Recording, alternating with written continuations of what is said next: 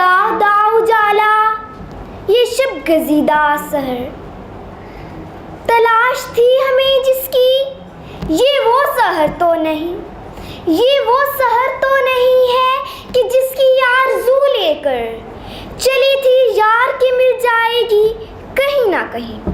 सदर ज़ीवकार मेरी आज की तकरीर का उन्वान है करप्शन है जिसका नाम सबब है मेरे ज़वाल का। इससे मेरा मकसद सिर्फ अपनी फसी और बलीग तकरीर से इस महफिल को गरमाना नहीं, बल्कि सिर्फ आप सबके अज़हान और कुलूब में ये एहसास और शऊर उजागर करना है कि आज हमारा मुआशरा अक़वाम आलम की सफ़ में सबसे आखिर में क्यों है। ये इस्लामी मुमलिकत रूबई ज़वाल क्यों होती जा रही है। जनाब सदर, करप्शन है जिसका नाम सबब है मेरे ज़वाल का। जी हाँ, करप्शन अपने फ़राइज़ के अंजाम में कोताही, बदध्यानी, बदउनवानी, यही करप्शन का नासूर आज हमारे मुआशरे को खा रहा है, इसकी जड़ों को खोखला कर रहा है। करप्शन इस हद तक हमारे मुआशरे में सरायत कर गई है कि इससे कोई महफूज नहीं, चाहे वो तालिब इल्म हो, सरकारी मुलाजिम हो, एक दुकानदार हो या मिल ओनर या फिर हुक्मरान।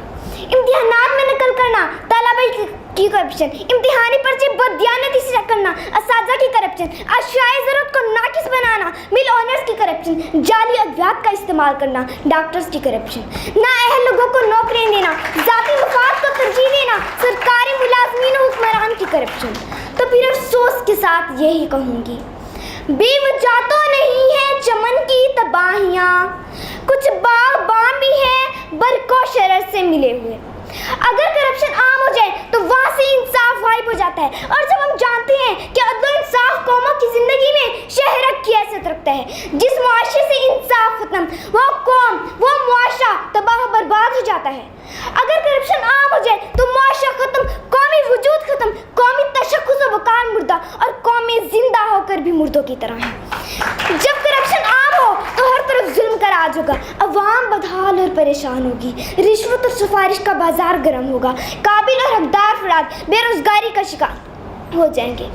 अजीब रस्में चारागरों की बस्ती में लगा के जख्म नमक से मसाज करते हैं, गरीबी शहर तरसता है एक निवाले को, अमीरी शहर के कुत्ते भी राज करते हैं। जनाब सद, आइन की धज्जियाँ उड़ चुकी हैं, खजाने खाली हो चुके हैं, दरामदात और बरामदात की आड़ में करप्शन से मुल्क को लूटा जाता है, करप्शन से ओहदे बेचे जाते हैं, जाली डिग्रियां बनवाकर हुकूमत की जाती है। आखिर ये करप्शन कब तक चलेगी? आखिर हम पाकिस्तानी कब बाशऊर होंगे? हम कौमी मफाद पर ज़ाती मफाद को तरजीह देते हैं, हर तरफ हवस, दहशत गर्दी, आग और खून का बाजार गर्म, अवाम पर टैक्सों की भरमार, महंगाई का अफरीत, मुल्क में पानी, बिजली और गैस का बहरान, लेकिन हम आंखें बंद किए बैठे हैं। आखिर इस सब का जिम्मेदार कौन है? हमें खबर है लुटेरों के सब ठिकानों की, शरीके जुर्म ना होते तो मुखबरी करते। जनाब सद, हमारे पैगंबर आखिर उस ज़माने हमें तलकीन की थी कि ना इंसाफी ना करना, किसी का हक ना छीनना, अपना रिस्क हलाल करके खाना।